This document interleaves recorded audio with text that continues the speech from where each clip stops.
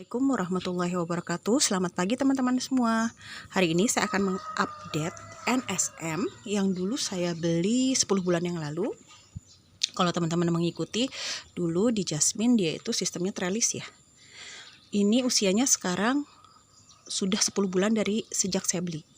Nah, dulu karena trellis dan sudah coklat batangnya, walaupun nggak banyak, dulu batangnya 3 tersier deh. Intinya nggak serempak gitu ya.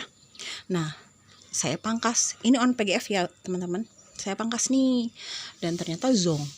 Akhirnya ketika saya pindah ke rosemary, ini tuh tadinya di sana teman-teman tempatnya, saya taruh di paling ujung, dan sekaligus ketika saya pindah langsung saya berdirikan, karena saya memang belum punya koleksi yang vertikal begini. Saya pernah lihat video foto dari komunitas ya, yang dia membuahkan secara vertikal, kayaknya lucu juga gitu, terus nggak ngabisin tempat. Nah akhirnya saya mencoba untuk memiliki koleksi yang memang divertikalin seperti ini. Nah pada akhirnya ini baru kemarin sore saya pindah karena atapnya juga baru jadi. Nah yang menarik teman-teman, saya sejak di rosemary ini saya kan masih ngatur banyak hal gitu ya, kebetulan juga ada kesibukan dan lain-lain. Saya cuma memberikan 2 kali fungisida dan juga pestisida selama 3 bulan itu, dalam posisinya di luar, tidak ternaungi ya. Nah alhamdulillahnya dia memiliki daya tahan terhadap jamur yang baik menurut saya. Di sini sih masih terlihat sehat ya. Tapi kenapa saya pindah ke sini ya, karena memang ini sudah jadi ya, daripada resiko, karena memang di sini sudah mulai banyak hujan. Jadi daripada resiko kena jamur, mendingan saya taruh aja di bawah atap ini. Nah teman-teman, seperti yang sudah ya, varian ini adalah varian yang sampai sekarang pun masih kontroversi. Jadi kalau teman-teman mengikuti di grup-grup komunitas anggur ya yang ada di Facebook, ini tuh kayaknya lagi booming lagi deh gitu, karena ada seseorang yang mengadakan sayembara kayak gitulah. Nah saya sih sebagai konten kreator ya tentang anggur, saya merasa ada tanggung jawab saya untuk meluruskan, mengedukasi juga. Karena kan memang niat saya dari awal ketika saya memiliki vlog anggur ini adalah untuk mengedukasi ya. Dan kebetulan saya juga punya varian ini gitu. Jadi sepertinya saya bisa lah gitu ya, memberikan sedikit informasi kepada teman-teman tentang kesimpang siuran gitu yang beredar di komunitas. Jadi gini teman-teman, untuk teman-teman yang belum pernah ya memahami emang ada apa sih gitu sebenarnya. Jadi seperti di video saya sebelumnya tentang NSM, di situ ada sejarahnya ya. Nah begini teman-teman, jadi kalau kata saya sih, saya melihat ini sudah terlalu jauh ya tuduhan terhadap beberapa orang yang memang dari awal itu saya sih melihatnya kok mengamatinya bukan mengajak diskusi ataupun bertanya dengan baik-baik gitu. Maksudnya dalam artian langsung dor gitu, langsung loh kok kayak beda ya teman-teman. Mungkin teman-teman bisa merasakan ketika ada orang itu bertanya, murni bertanya, ingin tahu, dengan bertanya punya tendensi ataupun kecurigaan. Nah tidak akan ketemu ketika misalnya niatnya aja salah kalau menurut saya gitu ya. Nggak masalah kalau misalnya kita kok punya pikiran yang tadinya seperti kecurigaan, tapi ditanyakan baik-baik. Nah atau ditabayunkan ya kalau bahasa kitanya gitu, yang umumnya kita minta klarifikasi. Nah beberapa yang saya amati di grup itu sepertinya mereka itu seperti yang sudah curiga aja gitu bawaannya. Nah saya ini berada di grup ya teman-teman, dan di grup itu sekarang sudah 150-an lebih. Jadi di situ tidak semua kepala sama. Bahkan saya melihat gitu ya, tuduhan yang dilontarkan kepada importir pertama ya, itu kasihan saya melihatnya. Saya tuh kenal baik juga ya, tidak terlalu baik gitu, tapi saya juga pernah berhubungan dengan beliau, dalam artian ya saya pernah melakukan kontak jual beli, saya pun juga melihat sikap beliau di grup gitu kan, bagaimana cara bersikap, kekonsistensian dalam pernyataan itu sejak 10 bulan yang lalu. Saya sih melihat beliau konsisten ya memberikan pernyataannya seperti itu gitu dari awal, dan kekonsistensian itu bisa menjadi salah satu indikator kejujuran menurut saya. Nah, terlebih setelah 10 bulan itu kan banyak hal ya yang terjadi di grup itu, bagaimana beliau menyikapi gitu ya, menyikapi misalnya permasalahan ataupun misalnya menyikapi situasi itu dengan kata-kata saya bisa menilai lah, karena kan komentar itu bisa mencerminkan karakter ya. Kalau bagi saya sih, kita bisa tahu karakter seorang ini seperti apa gitu, atau minimal lah tergambar itu dari komentar maupun sikap ya yang dia tunjukkan. Nah, jadi saya sih melihatnya ini tuduhan sudah menjadi bola liar karena kemana-mana gitu. Ada juga yang ya gitulah sebenarnya ya, agak kurang pas memang medianya itu. Facebook itu kan kita tidak bisa tidak bisa berdiskusi mas, dalam artian nggak bisa di voice note kan gitu, hanya tulisannya juga kalau mau menjelaskan itu panjang banget kalau dari kronologis awal, ditambah dengan beragam orang yang ngumpul di sana yang menyimak. Ada yang memang benar-benar kurius gitu ya, penasaran, ada yang memang ngompor-ngomporin, ada yang misalnya kata-katanya juga sampai kita aja yang sebagai orang yang tidak tertuduh gitu ya, merasa ya Allah kasihan sekali orang ini gitu, dituduh seperti itu. Jadi bermula dari sini ya teman-teman. Tadinya mau saya fotokopi, tapi ini kan pagi ya, saya nggak punya mesin fotokopi. Mudah-mudahan masih bisa lah. Bentar ya. Nah, kalau teman-teman melihat di sini, sebentar, saya fokuskan. Ini bermula dari sini nih teman-teman. Duh, nggak fokus nih. Nah, ini adalah salah satu foto yang awal diberikan kepada seseorang ya ketika saya mengkonfirmasi seperti apa gitu kan. Ini dari ada orang yang di Jepang itu, beliau memberikan ini ya labelnya ya, ini loh, karena ada yang menilai ini adalah branding si importir gitu, new nggak ada kok new. Nah, kalau saya melihat di sini ada tulisan new ya, dan ini juga tulisannya Jepang ya teman-teman. Saya mencoba mengartikan ini teman-teman, macam-macam sih artinya. Tuh, ini ada rokoknya ya. Ini saya perbesar, saya zoom, maksud saya biar kita bisa membaca. Bisa nggak kebaca teman-teman? Saya bacakan ya. Aduh, ya blur. Ini teman-teman bisa di screenshot, terus bisa ke Google Translatein. Nah, di sini ini shine ya, anggur shine muskat. Aduh, sebentar ya. Ngeblur. Ini saya pakai HP-nya biasa aja nih teman-teman, jadi rada agak terbatas. Saya bacakan ya, maaf banget. Ini mungkin nanti bisa di zoom. Anggur shine muskat, varietas baru yang bisa dimakan dengan biji-bijian besar dan kulit baru. Saya sih merasa biji-bijian besar itu sebenarnya berry ya di sini, karena nanti di sini juga ada, karena dia tidak berbiji sebenarnya. Nih, ini juga ada ya. Tuh, deteksi bahasa dari Jepang ke Indonesia. Anggur bersinar muskat, ini udah beda lagi ya translatannya ya. Anggur di sebelahnya. Di sini varietas baru yang besar dan bisa dimakan dengan kulitnya. Dan di sini ada kata-kata baru. Oke, sip. Saya cari lagi. Oh, ternyata ada juga nih yang di YouTube pernah membahas ini. Kemasannya sama ya teman-teman, kalau bisa lihat nih. New, ada new-nya. Saya nggak bisa artiin ini, kalau bahasa Inggris saya bisa ya, tapi kalau ini bahasa Jepang saya nggak bisa deh. Makanya saya tadi translate. Nah, ini yang awalnya begini ya teman-teman. Kita lihat tadi, kita translate lagi pakai bahasa Indonesia, dan ini adalah saya pernah browsing, harganya segini sih, murah dari Jepang mah gitu. Nah, di sini pun juga sudah mengalami beberapa kali perubahan harga ya. Satu lagi, ini yang bahasa Inggris. Saya mencoba tuh dari Jepang ke Inggris ya. Grapevine, muscat, a new variety that is large and can be eaten with its skin. New. Jadi kurang lebih sih saya ya dengan sepemahaman bahasa Inggris saya, grapevine itu ya anggur Shine muscat itu adalah varietas baru yang besar dan juga bisa dimakan dengan kulitnya. Ini sepemahaman saya ya. Nah, jadi berawal dari sini.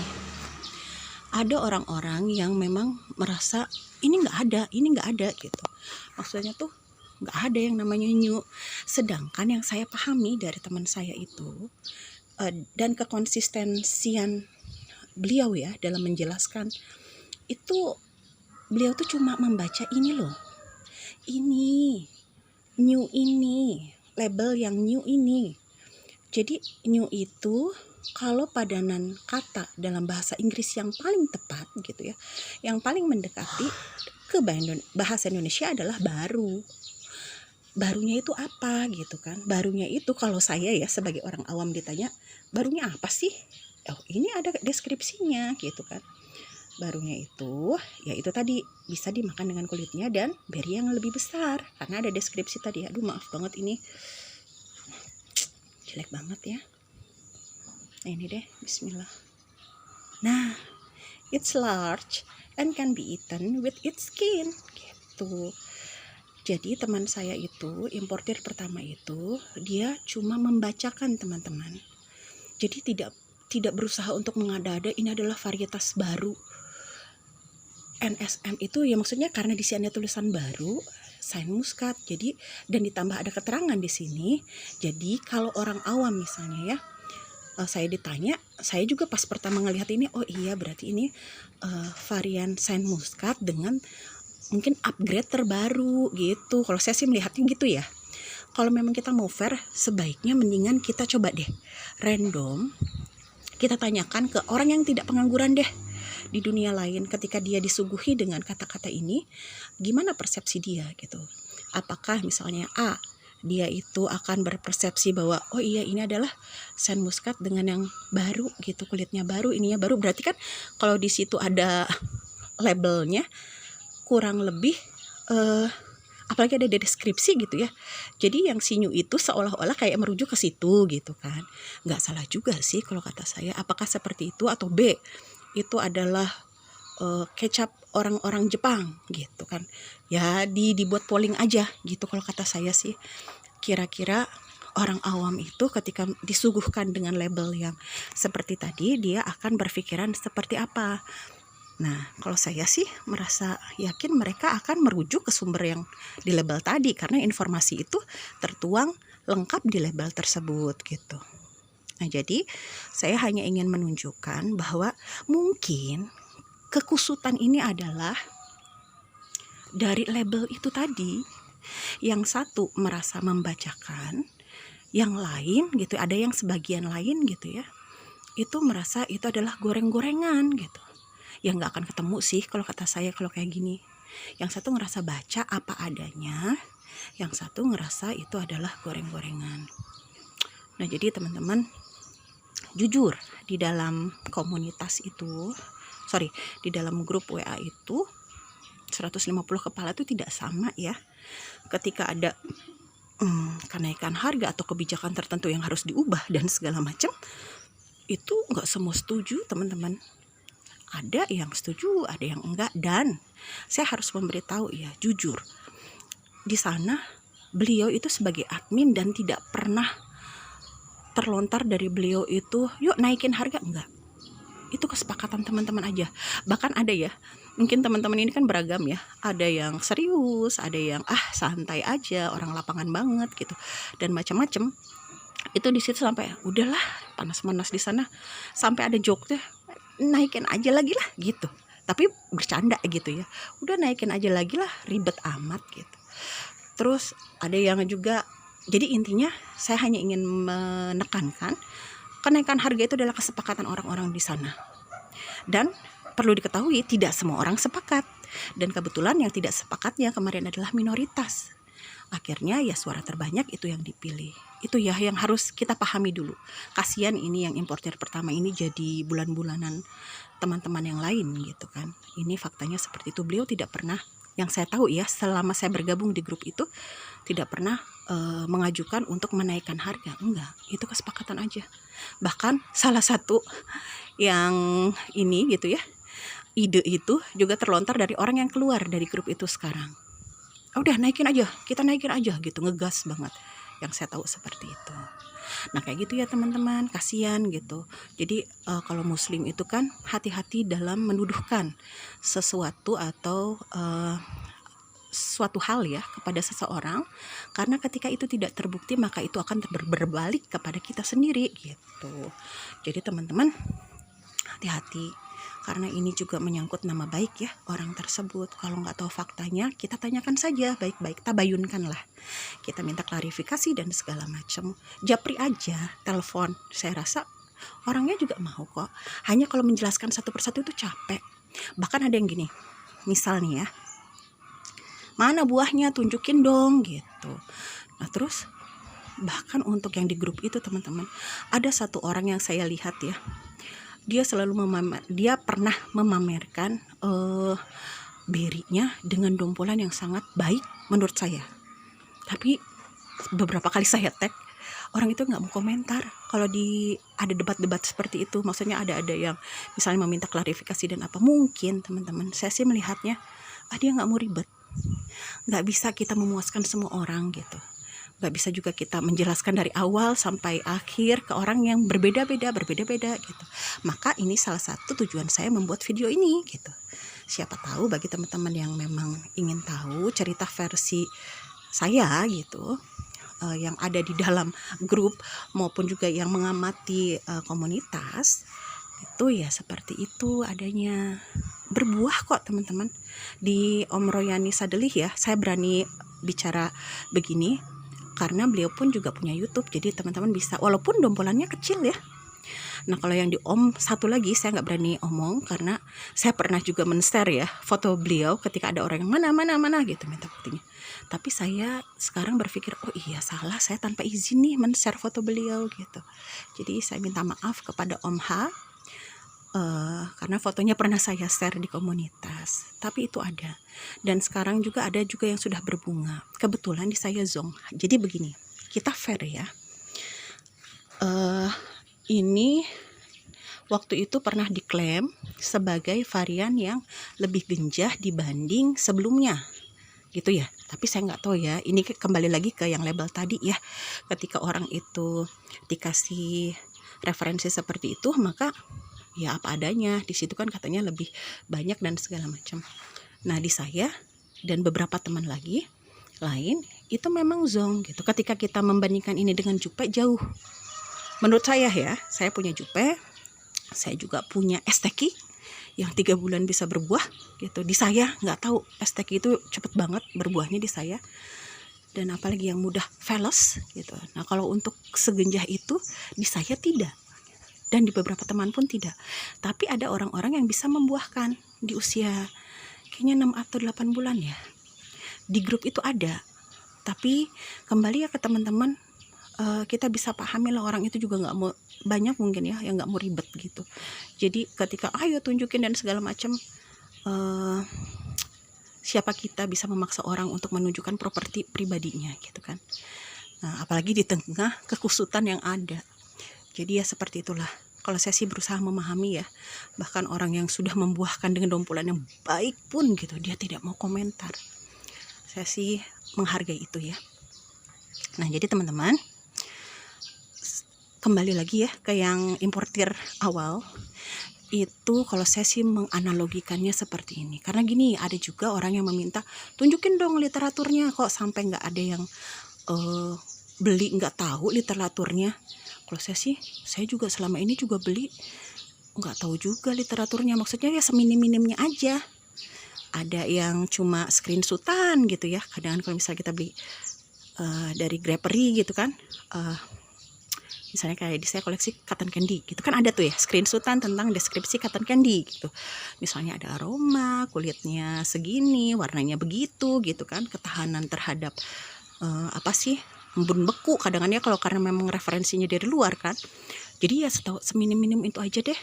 Bahkan nggak jarang gitu ya, koleksi saya ini sebagian besar adalah saya minta rekomendasi dari teman-teman yang saya percaya.